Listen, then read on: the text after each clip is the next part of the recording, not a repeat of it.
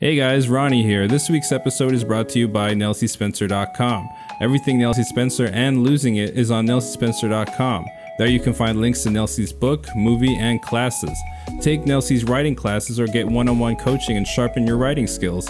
Take classes like screenwriting class and novel writing first draft. If you'd like to support the show, grab a couple things at the Losing It merch store where we have mugs, t-shirts, hoodies, hats like this one, the one I'm wearing, and much more.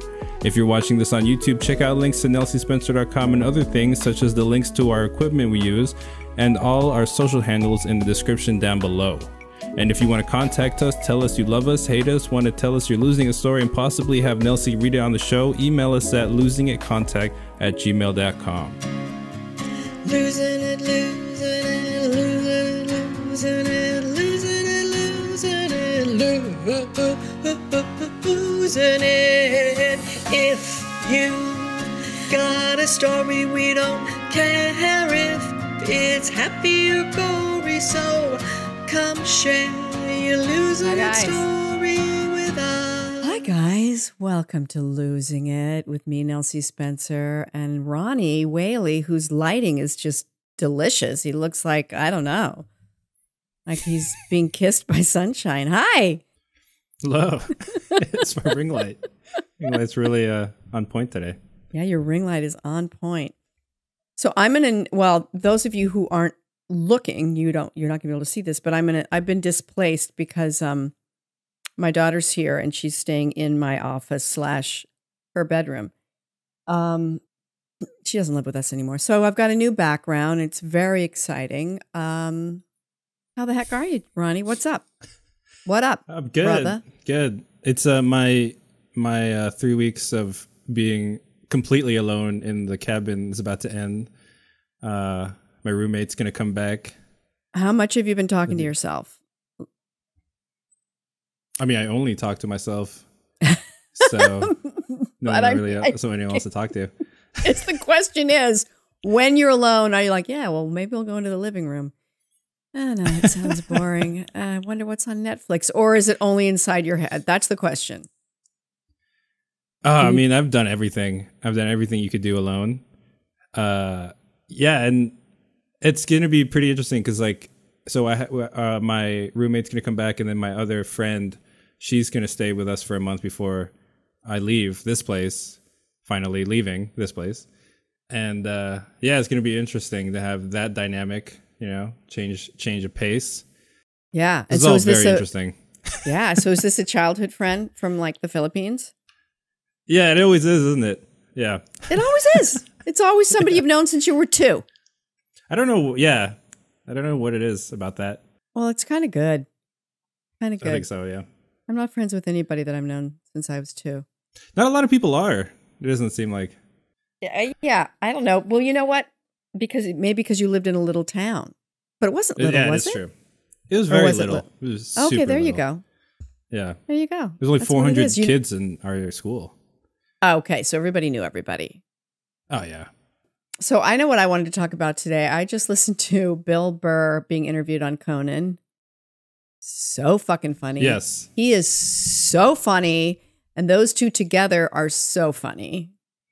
And, yeah. You know, I like to support Conan because I know, you know, he's struggling. And so I always like to just, you know, tell all our listeners that they need to listen and support him, you know. It's so funny. Like, it's one redhead supporting 2 other redheads podcast. It's a whole red party. Yeah, you know what? It's the redhead mafia that we have. It's a red party, right? We're all communists. Absolutely. Yeah. Absolutely. Oh, it was a great episode. I was laughing. Oh, you so listened? Hard at the end. Good. I did. I listened to it twice. Oh, it was just so funny because they relate to each other like incredibly, like so much. Yeah. You know, so much. And the Boston jokes are hilarious. And just the Boston look at this asshole. Oh, Jesus Christ. I mean, I can't really do the accent, but God, they're funny. Yeah, I love that. Oh my God. Like, a joke is just, look at this guy. Look at this. It's already a joke, you know. Look at this guy. Exactly. The guy just walks into the room. Look at this guy.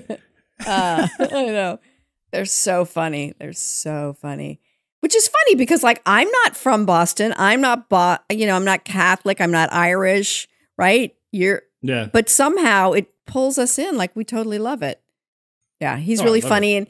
And how is it that Bill Burr, I mean, the reason I like Bill Burr is because he's so, completely no bullshit. Like I feel like Conan's a little more, which he has to be because he's a late night host and he doesn't want to get canceled. Corporate. Yeah. But Bill Burr doesn't care about being canceled. And so, he just says whatever the fuck he wants. And he really says, like, it's so funny. A lot of the stuff that he says is so always logical, Yeah. Yeah. It's incredibly logical. Like he sounds like if you just listen to him or you like watched him with it muted, you'd be like, oh, it's just some Boston asshole dude. But then when you listen to him, he's like, he's talking about like eating vegan stuff. It's like a weird, contrast of, logical stuff. And I love him. It was fun. So you check that out. So what else? What else is going on? So there's an interesting thing that's like going around. Justin Bieber was outside of his house. What's he done now? He was well, it's actually the opposite of that. He has a place in New York and people were waiting outside of his place and there was fans waiting right outside his door. And he says something to one of the fans, and this is what happens. Oh, we've got it. Oh, I love Ronnie. He's always got the visual aids. No. I hear you. This is my home, you know what I mean? This is where I live, and I don't appreciate you guys being here. You guys can be anywhere else, this is my home, This is where at the end of the night when you come home, you want to relax, it's my space to do that. So I'd appreciate it if you guys would let me do that. Can I get a call? Yes.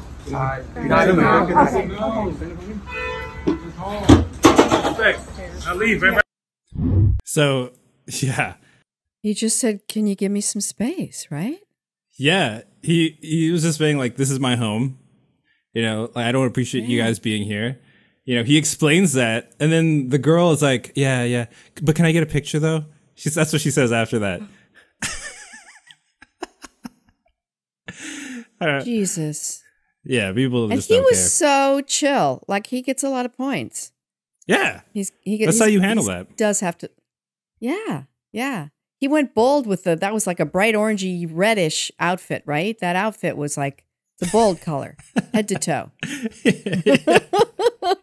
And I do not. If Heidi were here, she'd be giving me a hard time. But I don't like the facial hair.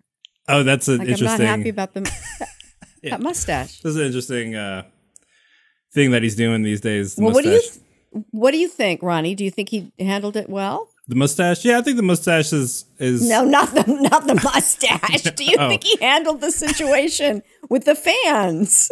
Oh, yeah. I mean,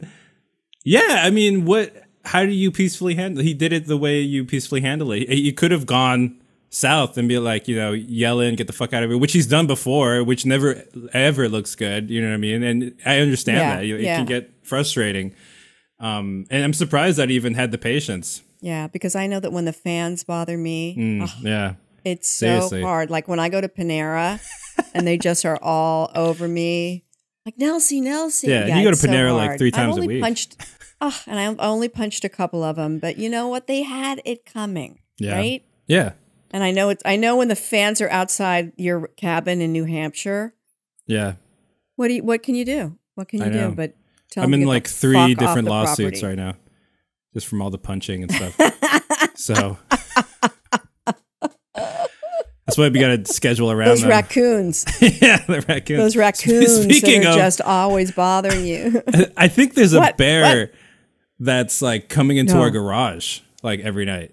What? Yeah, like a black bear, like a black bear. Yeah. Oh, like that's not a big thing because it's black. Are they little or something? Is that what you're saying? They're smaller than brown bears and they're less aggressive than brown bears. It's still a bear, like it's not like I can fight it. And is he coming in? What does he? There's garbage. That's does where he the need garbage to use is. like a wrench? Yeah. But so there's a camera there. I don't know if it is a bear yet, but I've been hearing rustling and stuff, and like I can see like the tears. They're kind of big. So if I can get the footage of that, that would be great. Yeah. Here's the question: would you rather have it be a bear or like a roaming serial killer?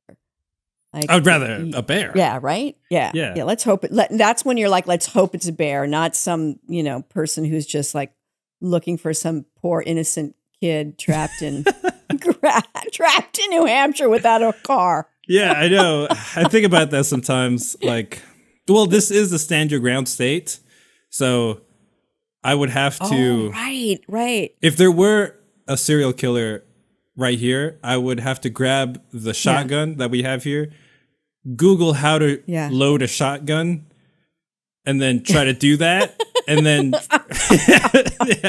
figure out how to shoot it all in like 2 seconds. Hang on. Yeah, so. All right, well, that's not going to happen. And you're not going to shoot the bear. No. Right?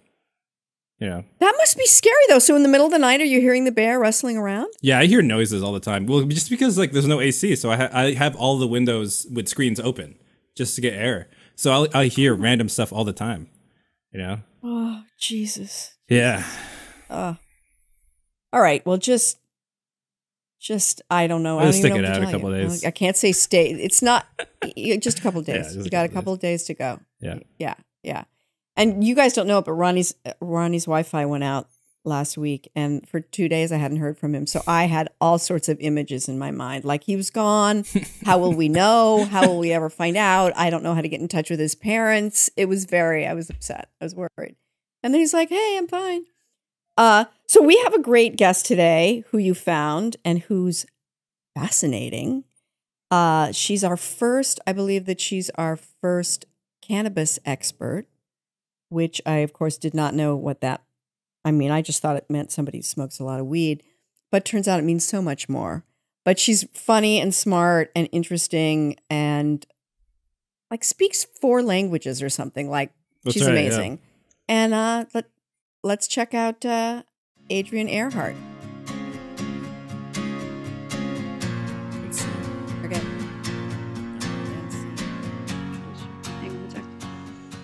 So I'm so excited. Once again, Ronnie has found me somebody funny, somebody with some ovaries. I don't like to say with balls because she's a woman. Somebody who's smart and who makes me laugh. And she's a podcaster, she's a comedian, and she's a cannabis expert, which I cannot wait to find out what that means. It might just mean she gets high a lot, and that'll be fun as well. So I'm so happy to have Adrienne Airhart. Hi, honey. Hi. How are you? I'm good. How you doing? I'm very good. First and foremost, where are you in the world? I'm at home in Marina Del Rey, California. Marina Del Rey, no kidding. Yeah. First time I ever smoked pot was in Marina Del Rey. No shit. True story. Mm-hmm. Okay, cool. Good opening. It's a good thing to start with, given that you're a cannabis expert. It's true. Yeah. So are you a native Californian? Not technically. I did grow up in Newbury Park for a long time, and but I was born in Florida and then moved back there, as well as I lived in New York when I was a professional dancer. So I've been all over. You were a professional dancer? Mm-hmm. I was a dance ballet maid. and tap. Get at it, which of course those two go so great together because you know how often we're going to be tapping during the Nutcracker, right? It's good to have the technique. That's what a lot of people didn't understand, is that's what makes you better at tap, is having the foundation. And I trained with Alvin Ailey in New York City. So obviously I had to do ballet and modern, and tap just was like this weird side thing that I didn't think was going to be a thing. And then it was a big part of my life for a long time. I always wished that I'd taken tap. I never took tap. It looks so Not fun. too late. It's not too late, is it? I took a tap class this weekend. You did. Mm-hmm. Oh my God. I'm jealous and inspired. But I love that you're like ballet, which of course is such a great foundation, and also all about sort of here and toes and ankles, and then taps the whole, like you're down, right? And you're moving those ankles and right. Then you must be damn good. I was very well trained. Yes. Yeah. You trained with Alvin Ailey. I did for ballet and modern. And then for tap, I assisted like a bunch of Broadway legends at Broadway Dance Center and at Steps on Broadway. So it was like a huge part of my life for most of my life. I danced at Broadway Dance Center. I can't remember. I mean, this is 110 years ago. When they've moved since then. Yeah, they have. Right? Yeah. Yeah. So, but you still dance because you took a tap class last night. Yeah, I took a year off because of injuries. I just had surgery. I just had shoulder surgery that I'm healing from, and hip surgery through the pandemic. And now I'm back to doing stuff again. So That's yeah, so I took a tap class. That's so nice. So you grew up some in Florida, some in California, and then spent a lot of time in New York. Yes. So how did you go from ballet, and first of all, how did you go from ballet to tap? Because that's kind of a big leap. And then how do you go from ballet and tap to comedy, to stand up? Well, ballet I started when I was 3, and then I started competing when I was 7. And then by the time I was like 14, I was pre-professional and so didn't have like a regular. Yeah, I was really. You were really in that world. Yes, and I went to Jewish theater camp in the summers and danced there and did musical theater and circus and all that stuff. And then by junior year of high school, I was performing. I was training with Whaley for the summertime. Oh my God. So how old were you when you were like 14, 15 when you first did Whaley? 16 the first time I did Whaley, and 17 for 2 summers in a row. And then I kept training the year after. I got a bunch of dance scholarships to colleges, and I had to kind of decide where I wanted to live and be. And because tap was such a big part of my life, I was afraid to I got into Marymount Manhattan College with the scholarship, and I was afraid that if I actually went through with it, I would just tap and get a gig on Broadway and not go to school. So I was like, I'm going to go to LA so that I don't have that temptation. But LA wasn't the fit for me. I'm not a huge hip hop person, and missed tap, and it just spiraled from there. So I ended up moving to the city and training with a bunch of tap legends until eventually just who tell me some tap legends. Jermaine Salzberg, Bobby Miller and Oprah Ben, Jimmy Sutherland, Gil Stroming. I was his assistant for a while. He was a lot. He was a lot. So while you were doing all that tapping, was your goal to be on Broadway as a tap dancer or a dancer that can tap? Yes, it was, only because I was going through some dark shit, and dance was the light, Yeah, but it wasn't.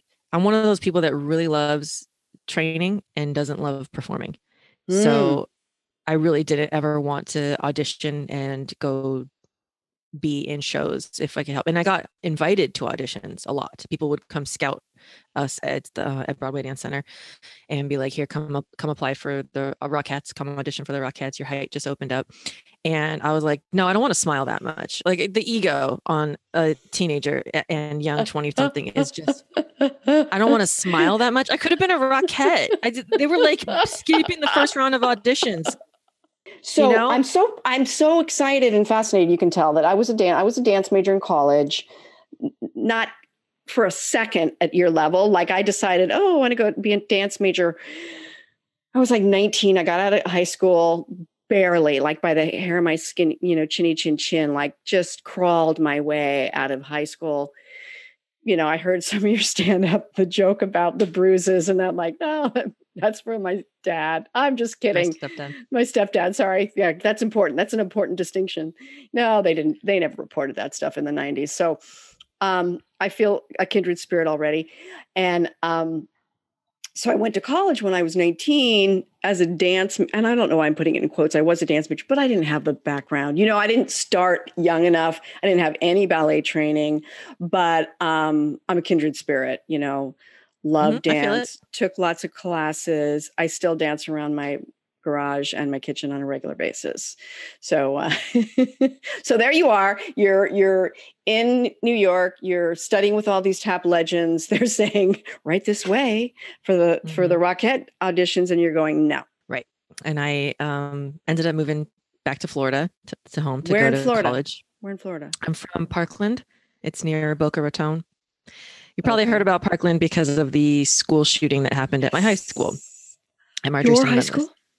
Yeah. Your high Obviously, I school? wasn't there because I'm an old person, but Honey, yeah, that was you're my high not an school. old person. I'm an old person. So just I mean, high school was like 20 years ago. oh, So yeah. Try 40. Just try 40. Just try that on. Just try it on. hopefully I'll make it. I'll make it that yes, far. right? So wow. Okay. So you went back to Florida and went to And I college. went to school. Where'd you go? And I was Florida Atlantic University. Know it. It was I know it. near my house, and my mom went there. And I was just trying to figure out what I wanted to do next. Mhm. And then I found actually a teacher found me in a Spanish class. I was trying to test out of Spanish, and I did. And she thought my accent was really good and invited me to come join the Linguistics Society for a meeting, and I did, and I fell in love with linguistics, and I ended up getting my degree in linguistics and becoming the president of the Linguistics Society. And I'm conversational in 4 additional languages now. Stop. Okay. Now you're getting a little bit annoying. Now I'm like, I went from really liking you to like, I'm so humbled in your presence. 4 languages. Yeah. Wow. That's fantastic. So English, Spanish, French, and Norwegian. Norwegian. My family is Norwegian, so I summered there with them a few times and picked it up. And then when I was taking Chaucer, that's pretty much Norse. So that was a very easy class for me and kept me like, studying it and speaking it. So is it really ignorant for me to say how many Jews are like Norwegian Jews are there out there? Right? I mean, you're Jewish, right? First of all, it's not. I am. My mother's Jewish and my father's Norwegian, but there are a lot of Norwegian Jews because of the diaspora that happened after the war. So Norway was under a lot of fire from Quisling was the traitor of Norway who gave up the location of a lot of Jews in Norway, and they were recaptured by the Nazis and killed and given like access to them. So Norway was humiliated by that horrible person. Well, they should be. Worse than Benedict Arnold. Like, oh my God. Yeah. Yeah. So they have, Norway is very big with their open arms policy. Their only stipulation is that when you come there, you try to assimilate, you try to learn the language, and you try to fit in with, the culture and society there, which is like very much a godless society. And there are Jews there. A lot of people took on German last names or Norwegian last names to hide their Jewish identity, and then just kind of got watered down from there. But I'm actually like a full hybrid. Earhart is what is that? German. Is German. That's what I thought. Yeah. And a lot of Norwegians and Germans have the same kind of last name. So my last name is German because my father is a German Norwegian and my mother is a Jewish and like Welsh. So I'm kind of a mutt, but that's the origin of Norwegian Jewish. Wow. So you go back to Florida, not sure what you're doing. You go to college. You end up the president of the Linguistics Society. And okay, well, I'm with you. Somehow you ended up I got married. Okay, we don't have enough time. Because that's what you do. That's what you do. That was husband 1. It didn't last very long. In the middle of that marriage, I went back to school, got my degree in computer science. I'm a 3rd generation programmer. My grandfather coded with NASA. My grandmother was one of the first coders when computers used to be like the size of a room. Wow. A coder. So it was kind of like my mom calls it the family curse. And so I got because I wanted to go to grad school for computational linguistics, like parsing natural language using artificial language. And I got accepted to grad school as I was leaving my husband. Wow. And this is how I started comedy. I was on a date with my now 2nd ex-husband and got arrested for cannabis. And that led And were you in Florida? When you got arrested? In Florida, and I was not able to leave and go to grad school, so I had to defer acceptance. And because what year was this? What year was this? If you don't mind me asking. 2011. And the fact that they're fucking arresting people for pot, they were training a rookie. I've been thrown in cuffs a bunch of times in Florida, but they were training a rookie that night, and he had to go through with it. Oh man! But that was my first date with my now 2nd ex-husband, and he was a stand-up comedian. He had been doing comedy for a couple of years, was fresh out of college. Wow. And when I deferred acceptance to grad school, I stayed, and to spend time with him, I ended up going to comedy shows and open mics and all this. And then a bunch of people were like, "You should do this. You're funny." And yeah. Which is always, it's nice to hear that. And like, it's like, you knew you were funny, but having somebody tell you you're funny and standing on an open mic stage is that's a big leap, but you did it. I did. Little Miss, I don't want to be a Rockette. I have a very hard time accepting things that are offered and asking for anything. So a year and a half after deferring acceptance to grad school and dating this guy who 8 years later I would divorce, we moved to LA because he wanted to be in movies. And I was like, either New York or LA. I just got to get out of Florida. We came to LA and I did stand up. I ended up popping off on Twitter. I opened for Patton Oswalt. I got a bunch of cool gigs. I was working in cannabis pretty much the whole time. Obviously, my arrest in cannabis changed my life trajectory substantially. When you say working in cannabis, what do you mean by that? My first thing I ever did was I was a promo model at Cannabis Cups selling vapes. No kidding. Dabs. Yeah. And when was this? What year are we talking now? 2013. Okay. So trailblazer. Yeah, I guess. Right? Yeah. Who was how were people like? I feel like that was kind of the beginning of vaping. Yes.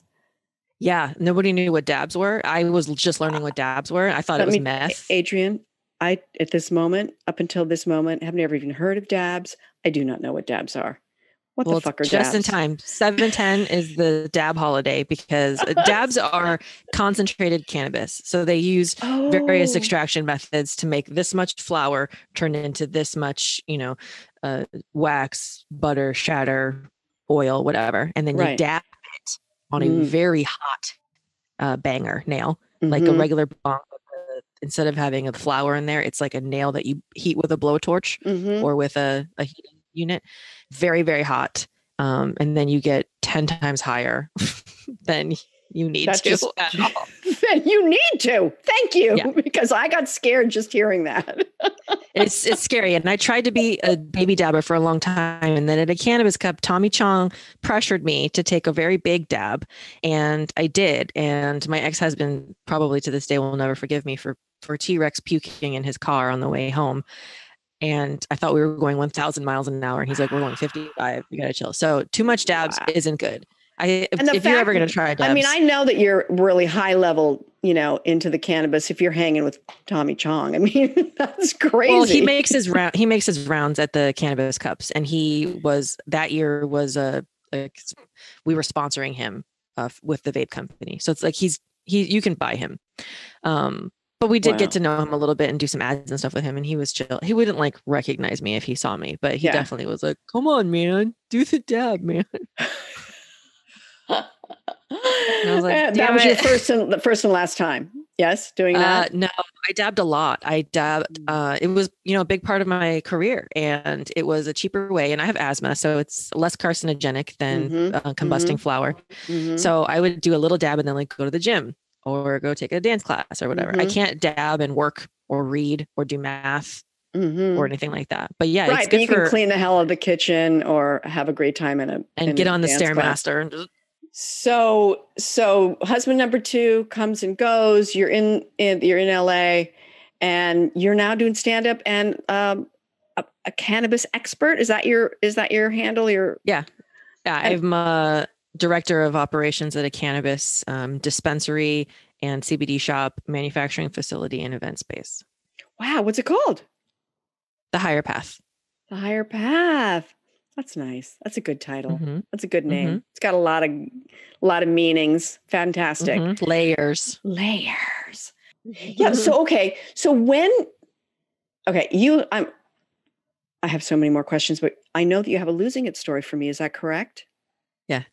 All right. I'm going to get into the losing it story because I have a feeling that there's going to be some answers to some of my questions in this losing it story. So I'm going to stop myself from asking you more questions. Okay. And, maybe we'll get together and dab and I can ask more questions. Right. And you'll have to like hold my hand and drive me home. For sure. Yeah. So talk to me. Let's hear it. I was going to do, the second divorce story, but I'm so tired of talking about it at this point. So I'm going to do losing it. It's a willful losing, but I am letting go of my job and I'm in my last 2 weeks right now. of having a job, which is a really big deal for me because I'm stepping into the entrepreneurial world of being a cannabis consultant and relying on my OnlyFans to make money for me. Okay. So talk to me about, well, first of all, tell me, so when you say you're leaving your job, what's your job? How long have you been there? What got you to this point? Was it a long time coming to be able to go, I'm going and I'm going to take this leap. I'm going to lose this job and take this leap. Yeah, I've never wanted to have a job. I mean, who does want to have a job? But I've been the director of operations and marketing for 2 years now, and am responsible for a lot of things, an uncomfortable amount of things. And I'm just like constantly phone in my hand. Everybody else I know that's in comedy has some kind of weird job where they can like do a podcast on a Monday at 1 and it's not a big deal. And like, yes, I've reached the level of my career where I could take a couple hours off here and there throughout the week. But I like the idea of complete, absolute freedom and making money on my own terms and being able to get in an RV with my boyfriend and go tour the country while working remotely. And you can't do that while you're that important to a business. Yeah. So I've been trying to like pull myself away for a while now, and started the OnlyFans during COVID because I wasn't sure I was going to have a job until cannabis was declared essential. So I started, showing my breasts, my so tatas. you got to walk me through the whole OnlyFans thing, because as you can tell, I'm of a certain age. And I said to Ronnie, because Ronnie explained to me what OnlyFans were, and I realized that if I had been born at a different time, I might have gone down that road. Probably if I had been I don't know. But anyway, talk to me about, like, for those of us, people that are listening that don't know about it, explain the whole concept and how you ended up doing it. Okay. OnlyFans is a creator content portal for really any kind of content, but specifically was designed for adult content. So there are porn stars on there, and there are people who do like foot fetish stuff. And then there's people like me who like have very strict boundaries about what they'll show, but there's titties all over the place on there. And what prompted me to start it, like I said, last March, I thought I was going to lose my job. So that was kind of a push. And then my husband left me in August of 2019 for someone 10 years younger than me. Oh, and honey. And told me mid-sex, in the middle of sex. What? And told me that he wasn't attracted to me anymore, and I let my body go. And I'm While not he was fucking you, he told you he wasn't attracted to you anymore. Yeah. I found out about the girl later, but I spent a few weeks thinking that I was disgusting, and that's why my husband was leaving me. So it fucked me big time. Oh, God. I know. And I started dating. I want his number. I want his address. I'm going to his house and tell him the fucking. He hasn't thought about me in 2 years. I can't imagine he's going to be affected by anything now. But after 8 years with him and like breaking all my walls down and finally trusting and loving and whatever, it blew my whole fucking world up. Everything was different. And I started, it took me a full month from the time we broke up to have sex with somebody else. And it was a comic that I had known for a long time who was super hot. And I was like, had always been attracted to, and vice versa. And he was like, "You're incredibly hot. He's stupid. He just doesn't want to be married anymore." And, to be fair, I got to say a month, that's a pretty good bounce back, girl. Right? I think that's a pretty, truth be told, you could have that could have wrecked you for a year. Right? It did, but I just kept fucking because they were throwing themselves at me, As soon as people knew I was single, because I went back on stage and I was doing jokes about it. And that's how most of my comedian friends found out that we had broken up. Because ever since I moved to LA, I was with him. I was with him the whole time, 8 years. Right, that's why you went, because he wanted to be famous. Right, and he is. Good for him. But he'll have to live with what he did to me for the rest of his life. And if he ever thinks about it, which I don't think he does or she does, I hope it hurts. But this guy really built up my ego again. And then I started dating another writer, a comic, a carpenter, and all of them, when I'd send them nudes, they'd say things like, "You should be getting paid for this." And that like the idea was like in the back of my head, but I'm such a vanilla prude person that I was like, I don't even know, like discussing body counts, like how many people we've slept with any of my friends. I have the lowest of anybody. And it's always made me feel bad about myself. Like I'm inexperienced and I'm probably not as fun. And but isn't that crazy though, Adrienne? Because look, think about it, right? So you have a low body count and you feel bad about yourself. But then there's the person who has the high body count who feels bad about themselves. Right? Sure. Do you know what I mean? Like we figure out any way to feel bad about ourselves because that's our default. Mm-hmm. That's our default of like that less than thing. So it's just our brains, you know, how our brains can mess with us and make us feel bad. You know, you have a low body count and I think, good for you. My body count's a little bit high, a little on the high side. We've been doing it longer. Yeah, but I've been married for 30 years. You know, like I got out of the game, so to speak, in 1908, but, you know, so long ago, 1987. And I've been with my husband since 1984. Mm-hmm. But between being like a surfer girl and it being the 1970s, woo, you know. So, and it is what it is. Like, you know, I feel bad because of my number. You feel bad because of your number. And it's ridiculous that we feel bad. So, okay.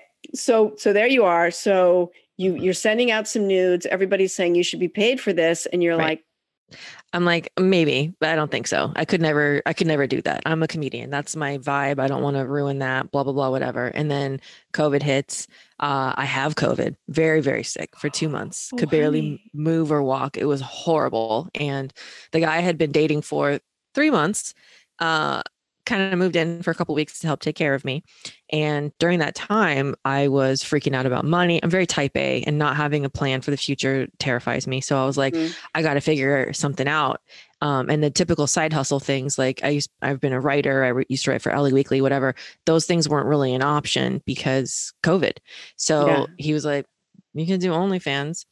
And I was like, you'd be cool with that? And he was like, that'd be awesome. Good for you, you know? So he was helping me make content. That's very sweet. He's definitely like, he's turned me out. I was a lot more vanilla and prudish, including the way I dressed before dating him. And he's been very like, show those beautiful titties, show that body. So my boundaries were so firm up top. It was like implied nude and, you know, DM me for the full topless and just, you know, nude pictures, but with stickers over the nipples and shit like that. And then eventually the money started rolling in and the demands got a lot more. And I started saying yes to more things. And when you do this, just for me, the person who knows very little, do you have a screen name? Are you like Cradrian? I'm the same Cradrian everywhere. Cradrian. Okay. So it's not, you're not doing it anonymously, really. No, everybody who follows me like is, you know, follows me on Instagram or Twitter. Knows the deal. Yeah. Yeah. Or heard me on a podcast or something. And mom and dad, do they know? Dad's not in the picture. Can you tell? And 2 divorces under my belt, stand-up comedian. Never been present in my life. For sure. Well, just so you know, I wrote a play called My Heart Belongs to Daddy. And the most recent thing I did was a 1-woman show called Day of the Dead Daddy. So yeah, we got that in common as well. Daddy issues abound. Abound. Yeah, my mom, when she found out, because my sister told her, because my sister wanted to start one too. And then she was freaking out and then told me I was debasing myself and bringing shame and devaluing myself with every video or picture that goes out. But my mentality is everything I put out there, I have to be okay if it eventually gets leaked. Yeah, and that's of course. That's very smart. Like I have to just be like, it's going to happen eventually. Gotta let it happen. The money is amazing. It helped me pay off my medical debt, both of these surgeries. I'm completely out of debt. I'm going to Europe for a month in the fall. Like I'm not rich by any means, but it's been a big savior. And it's these natural tits that I grew on my body they're commodities now. It's amazing. I'm very lucky. And I guess lucky that I was able to drop the layers of shame that I've felt for a long time. Even just wearing a tank top in public makes me feel bad about myself because people look and it's, you know, just, I have triple D boobs. They're big. Wow. They jiggle. Wow. It's a family curse. My sister has them. My mother has them. My grandmother had them. And curse or blessing. I'm turning it into a blessing. Yes, by monetizing. So, yes, you are. I'm not mad at it. I think it's fantastic. I think it's really smart. You know, it's like, my brother always says, well, he's not the only one who says this, but, we tell ourselves all these stories about stuff, right? That our boobs are a curse, right? Or I have, my number's a bad number. My body count number's bad. And these are just stories that we've told ourselves. Some of them are based on cultural stuff. Some of them are based on the family stuff, sort of the family rules and the family culture or the family bullshit that we're handed. And it's just, that's all it is. It's just a story, And I mean, I think it's so when was the first time you did it? And how long have you been doing it now? I think March 18th. Being actually like showing, March 18th was my go live date for OnlyFans. And I think it took me 2 weeks to actually show like nude top. So we're talking March 2021? So over a year, 2020, March 2020. Okay, right. Because it was the beginning of right. And so no pun intended, are you huge? Are you doing are you got a lot of fans? I quit my job. And so what does that feel like? What's it like? I feel like it sounds like it's liberation on a lot of different levels. I think it will. Right now it's scary. And as I transition out of my job, my staff is freaking out. Because I do a lot. I do a lot of things. You have marketing background and linguistic skills and connections in the comedy community and events training and a degree in computer science, so you could fix all the tech in the shop. It's like, they're like, who's gonna, so I've just been the list of 25 things, and I've just been making SOPs and sitting down with people and training them on how to do things and then going, you're not the person for this. Let's try you. Like just on and on and on, trying to train people because I want the business to thrive still, because I'm still involved in an ancillary way. I'm going to be doing their SEO, their blogs, their website. If we open new shops, I'll be involved in that. Obviously, like the owner of the shop is a Jedi Knight in the cannabis industry. He's one of the most recognizable figures fighting for legalization, for, backing down taxes, social equity programs, making sure that marginalized communities can get jobs in cannabis. Like he's my hero. And I want to work with him forever. So that's like a side gig as a contractor that I'll do with him forever. But I just don't want to be tied down to four walls. I mean, he used to refer to me as a caged beast there. He's like, I can see you we have 90,000 security cameras because it's cannabis. He's like, I just see you room to room all the time. You never stop moving, fixing things, talking to people, and I'm like, I can't stay here anymore. I'm like jumping out of my skin. I need to go. So how did he take it when you told him? Not well. I've been trying to tell him for a while now that like, I want to go do things. And like, he's given me a really long leash. Like I was home for 2 months with COVID, been working remotely the whole time. And then the hip surgery, the shoulder surgery, he was just like, let her do her thing. I still get so much done. And do you think the hip and the shoulder surgery, were those like old dance injuries, or were those like, where did they come from?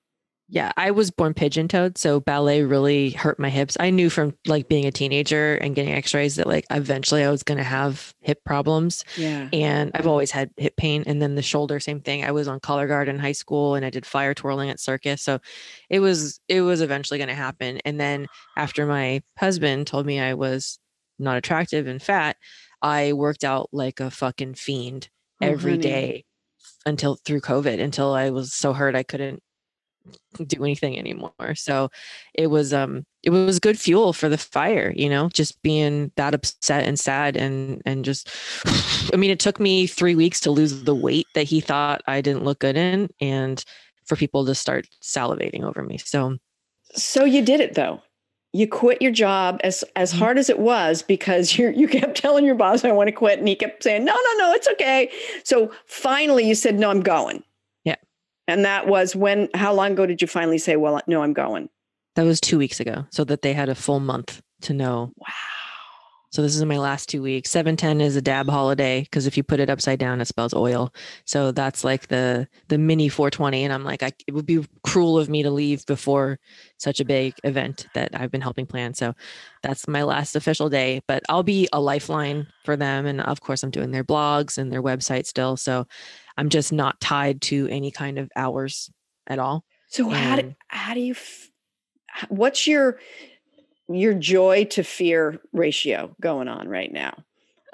Because I am who I am, it's probably like 85% fear, 15% joy right now. I do know that will vacillate over the next couple of weeks and then eventually steady as the pendulum swings. But, money is a big factor for me, and being with my ex who was always so broke was kind of traumatizing to the point where I don't want to part with my money and I want to make sure I stack and have enough. And, we're going nomadic. We're packing up our apartment here by the beach and going to Europe for a month. And then we're not getting a new place for a while. We're going to just float. We're going to go to Vegas for a bit and Florida probably a month. And, I don't have anything tying me to anything specific. I'm just going to do whatever the fuck I want. Which makes sense that would be scary, right? Yeah. Yes. You would think that would be like, oh, that's so fun. But like, where am I going to live? What am I going to do? What if they decide they don't need me to do the website stuff anymore? Honey, what if OnlyFans dries up? You're killing it with the OnlyFans. Don't worry. And also, excuse me for being maternal, but I can't help it. First of all, I think you're amazing, and it's so interesting that you're such a Type A personality, and you're multi-talented, and you're multifaceted, and you're making money here, you're making money there. You do 20 different things at your job, which you're going to be leaving soon. And I think I think this is changing, but the typical idea of for many people of somebody who's like, as into weed as it seems like you are. So you're just like, yeah, dude, whatever. You know what I mean? It's like slackers. And you are like the antithesis of that. So do you think that's do you think that's a misinterpretation, or are you an anomaly? Or talk to me about that a little bit, because I'm intrigued. I was an anomaly for a long time, but with recreational legalization happening in a green wave across the country and the world, it's becoming more of a thing. There's a lot of nicknames that each side has for the other. Us like stoners used to refer to people that come in from like people who used to work in spirits or own other businesses and come into cannabis, and like they have business acumen, but they don't know shit about the plant. We call them suits. They don't know what the fuck they're doing. They need someone to describe what terpenes are, what sativa indica hybrid means, etc. And then on the other side, these suits coming in who are organized. They know how to do iCal, Zoom show, like conferences, and they know how to like respond to an email in a timely manner, and they know business. And to them, stoners are just vital because they understand the plant and they actually grow it and make the cool products. But they refer to them, it was stoners or OGs. And now the term I hear most often is pioneer. So that's a big switch, right? It's derogatory still, but if there's a room full of suits and they're like, well, we got to ask the lab guy, what the terpene content is in this. Oh, what's he like? He's a pioneer. And then they go, oh, we get it. He's a pioneer. So I'm a blend. I am literally a hybrid of somebody who has a bachelor degree in linguistics and computer science and 10 years of marketing experience, and has been smoking weed since I'm 17 and been arrested for it, and has been worked through the ranks of being a promo model at dab shows to all the way to running an empire of cannabis business. And I've had a cannabis talk show. I've been on more cannabis podcasts than I can name. Psychedelics are wrapped in with that as well. So I'm a blend. You microdose? Yeah, I microdose regularly. I prefer LSD to mushrooms. Mushrooms give me a stomach ache, but LSD has changed me. And when I started microdosing LSD, I stopped having panic attacks after my divorce. And I'm a big fan of that. Yeah. Yeah. And and is your relationship with cannabis mostly, is it recreational, or is it more, does it have more to do with helping with anxiety or helping with, different mood issues? Or is My it both? personal use of cannabis has changed drastically over the last couple of years. COVID fucked with my lungs really badly. I have a lot of scarring, so I can't really smoke or vape anymore. But I do use tinctures, little droppers, and edibles, and I use them mostly for sleep and for when I'm feeling like when a normal person would say, I need a fucking drink. I decide, because I'm the daughter of an alcoholic, to use a tincture instead of alcohol, as I have for most of my life. Weed is the reason that most people are scared of legalization for weed, all these big companies, is because big pharma is in danger. More people that smoke weed stop popping pills, stop drinking so much, stop eating bad food, care more about their environment and people around them. And that's bad for business. So yeah. And I would also say keeping it legalized, keeping it illegal supports a whole private other, prisons. exactly. And I'm fully aware of the privilege that I have of being arrested and getting out and being able to start a career and thrive off of cannabis when so many are still locked up for it. So that's my plight, is supporting like Last Prisoner Project and organizations that try to help people who are in prison to get out of prison. The private prison system is something we're going to fight for a very long time. That pipeline of like arresting people for drugs and putting them right into slave labor and producing products for companies is disgusting and deplorable. And I hope we can do something about it. And that's really why I want to keep that tether in the cannabis world. Like, sure, I want people to use cannabis. It's helpful. The amount of moms I've smoked out in my life from people who are like, if you're gonna try it, mom, you should try it with Adrienne. She's a professional. She knows what she's doing. If I had $1 for every person I've smoked out for the first time, or given edibles or creams, or had a conversation with, I'd be a millionaire. And that's why I'm probably going to stick with, consulting. With the caveat that there isn't any real super official research on this stuff because it's not federally approved. So you've got Johns Hopkins University and a bunch of people doing research on it, and they can say things like CBD is known to be anti-inflammatory. THC has been studies have shown that it helps with with nausea. So that's my hook, is I want it to be very normalized and but still regulated. Like these people buying CBD from 7-Eleven scares the shit out of me. You need to buy it from a CBD store that has certificates of analysis and things like that. I'm the kind of cannabis person that talks to lawyers all the time. I'm very boring. Wow. So this was man. So you did it. You lost your job. You have 2 more weeks, but you actually did it, and you're going to be walking away. You're going to be going to Europe, and then you're going to be getting in an RV. Yeah. Okay. I am so excited for you. Me and too. I just wanted to remind you that you fucking got this. You got it. It's scary. You got it. Yeah, you got it. What if so when you get scared, just remind yourself, I got this. Think of all the shit that you've been through and you've survived, and you go, this is great. And this is my choice, because you're clearly a very powerful woman and very smart and very hardworking. You're giving yourself this gift. You're giving yourself this gift. And I think it's fantastic. I'm really excited for you. Thank you. Really? That's so awesome. I know. I'm spooked, but I'm stoked about it. Yeah, you should be. You should be. Okay. So we close with 3 questions. Okay. And the first one is there something you hope to lose in the next year? 20 pounds. For sure you were going to say fear. Let's get that 85 down to like a manageable 20. That'll happen. 20 pounds. Okay. Something you hope to gain in the next year? Peace. There you go. That's good. And is there something you hope you never lose? My tits. That's the best. The money makers. Shake those money makers. Oh, that's good. That is really good. And you know what? No one's ever said that before. Okay. People have said, I want to lose 20 pounds. No one up until now has ever said, I hope I never lose my tits. I'm a weed pioneer and a tit pioneer. So put that on my tombstone. I think pioneer is a huge compliment. I mean, every pioneer has changed the world. Sure. Come on. Come on. Oh, well, this was really fun and so different from what I thought. Because I just got I got a little snippet of your stand up, and I think it was kind of an old set because you weren't wearing any tank tops, lady. Right. And I know it was pre-COVID, but yeah, it was just really fun to meet you and to hear your story and just a tad of it. I know there's more. There's more to your story, but this was fantastic. Oh, wait, you have a podcast. I do. It's called Glitchin'. And give me like 2 sentences about what happens on there.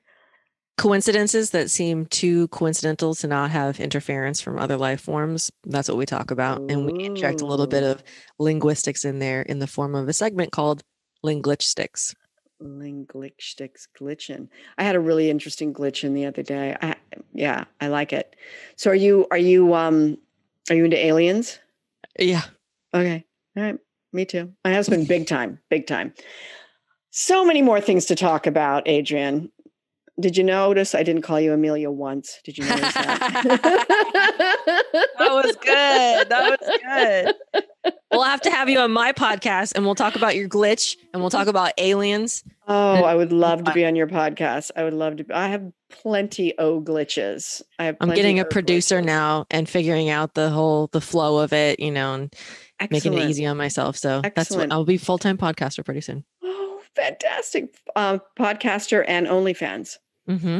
With your lovely moneymakers. Mm-hmm. Well, this was so much fun, and somebody with such unbelievably gorgeous breasts and an unbelievably beautiful smile, a boyfriend that appreciates her, can speak 4 languages, program a fucking computer, and tell you how to microdose. Mm-hmm. I don't know. I don't know what else to say. Adrienne for president. Or just follow me on OnlyFans. Give me some money. Follow her on OnlyFans. Say it again. Cradrian. Excellent. This was so much fun. All right, my dear. Good luck. Okay. What'd I tell you? What did I tell you? I have to say that I saw that one stand-up set that she did. I watched her a little bit before I interviewed her. And then when I met her, she's a lot more cha-cha-cha. You know what I mean? Like she has, since she's started doing the OnlyFans things, and she has this new boyfriend. Yeah. I'm talking about Adrienne. I don't know what cha-cha-cha. Like, I don't know if that's good or bad. Oh, I mean, she's, it's good. Oh. It's good. Like she's blonder. First of all, she's a pretty girl. Not that matters. Not that I'm vain or anything that is important. But I'd seen her doing a couple of sets, and I think it was from a while ago. I feel like she's come into her own. She's blossomed. I'm trying to say. She's blossomed. Thank you. That's a much better way to say it than cha-cha-cha. So that did not sound good. Anyway, she was fun and smart, and I liked her. And I hope she has fun in Europe and traveling around the country. Yeah, that's crazy. So, and good for you, Adrienne. Quit her job. Right on, sister friend. Okay, so last week, after I told my epic story, we decided that we were looking for people and how they found stability. And so we got this, and let's see what they have to say. All right. Hi, Nelsie. I was working overnight at a gym doing cleaning with 2 other guys and listening to them talk about things I found meaningless. Like how one of them smoked a ton of weed and played classic WoW with his best friend. I was like, fuck this. I'm going back to school. I started taking classes again, and one of them would try to knock me going to school. Like, yeah, I don't think going into debt is going to help you even if you're getting paid well. Well, that's a fucking ridiculous thing to say, Mr. I smoke a ton of weed and don't have a degree. Like, yeah, I think getting a degree is going to help you get paid better. Now I have my own place. Hey, Mr. Weed. Now I have my own place, a new car, and money in the bank. I'm able to manage my student loan payments, and he's still living with his parents, working a dead-end job. And that is from Pola B. Right on, Pola B. And, success is the best revenge. Yeah. I mean, not that you were looking for revenge, but yeah, that's fantastic. Yeah. Good for you, Pola B. You found and I love the fact that listening to these people and all they're talking about, you're like, okay, this is going nowhere. I have got to do something. Yeah. And now Pola B, and I don't know whether Pola B is a man or a woman or a they, has new job, new car. Yeah, it's not cleaning up, sweaty gym equipment. So depressing. I mean, I've had a few depressing jobs in my time. Let's think about what we're looking for next week. Yeah. Well, Adrienne quit her job. Yeah. She just was like, and is an entrepreneur and going to be being able to work from wherever she is. And she had a very secure job, a job that she was really good at, but it was really stressful. So she's made this, she's taken a leap of faith and made a huge change, right? So is that what we're looking for? People who've taken a leap of faith? Maybe said, what are you laughing at? We did that verbatim already, like a leap of faith. Right? So see, this is why I have Ronnie. This is why, as I was saying it, I was like, I can't believe we haven't done that one before. Of course we have. Cut all this out. So, Ronnie, Adrienne made a big change in her life and quit a job. What do you think we should be asking our fans for? Yeah, I think you know what? I think all of the women who are listening that started an OnlyFans should send us a letter, and that's perfect. And I'll read them. OnlyFans. I'll do the research on that. I'll do the hard work. Ronnie, so selfless. Yeah. I love you. You're selfless, and that's so great. No, but it would be great to hear from some women who've done the OnlyFans thing. I'm interested to hear the story of some people. Absolutely, because you're taking your assets, no pun intended, and you're using them to create income. And, like Adrienne said, she said, I'd walk out of the house and people would be staring at me because she has big breasts. And so she took this asset that she had, and instead of someone else being in control, she took control of them and is making a lovely living. Monetize your assets. Monetizing your assets. Thank you, Ronnie Whaley. That is why he's put that on a t-shirt. Monetizing my assets. And then arrows pointing up your breasts. Tiny quotes, that's Ronnie Whaley. Oh, a man with a movement. All right. So if you're watching us on Instagram, if you're watching us on, see, I didn't even start strong today. I was so excited that I hadn't forgotten to do it. So prepared. If you're watching us on Instagram, I'm not even going to ask you to cut it out. Okay. Hey guys, please, if you're listening to us on any podcasting platform, please subscribe, please rate and review. And if you're watching us on YouTube, you can comment below. Also subscribe, tell your friends. You can follow us on Instagram, Twitter, Facebook, TikTok, Losing It Podcast at Losing It Podcast. And you can contact us at losingitcontact@gmail.com if you have a Losing It story, and we might read it on. Okay, guys, so in the middle of saying goodbye, Ronnie's power went out. And so we're back, but we're only back to say goodbye. We only came back to say, please don't poop in the ocean. Right, Ronnie? Yes. Yes. So all we have to say now is goodbye. Yeah, so it's just goodbye. Goodbye. Losing it. You came and you listened to the story. I hope so much that it didn't make you sorry. And I hope so much that you'll come back again. Losing It, hosted by Nelsie Spencer. Produced by me, Ronnie Whaley. Theme song by Hunter Williams. Follow us online on YouTube, Instagram, Facebook, Twitter, and all podcasting platforms at Losing It Podcast. Viewers can email Nelsie with questions or comments about life, writing, comedy, or even your own Losing It story for a chance to be on the Losing It Podcast at losingitcontact@gmail.com. For everything Nelsie and everything Losing It, visit us at nelsiespencer.com.